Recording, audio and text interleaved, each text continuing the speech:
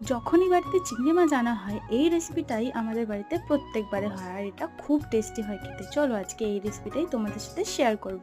এই রেসিপিটারই আমি নাম রেখেছি ঝাল চিংড়ি। প্রথমে চিংড়ি মাছগুলো খুব ভালোভাবে পরিষ্কার করে ধুয়ে নিতে হবে। এরপর পরিমাণ মতো লবণ আর হলুদ দিয়ে এটাকে মাখিয়ে কিছুক্ষণ রেখে দিতে হবে। তেল গরম হয়ে উঠলেই চিংড়ি মাছগুলো দিয়ে নিতে হবে। এখানে কিন্তু চিংড়ি মাছ আমরা বেশি ভাজবো না, ভাজলে এর টেস্টটা থাকে না, তো চিংড়ি মাছ অল্পই ভাজবো।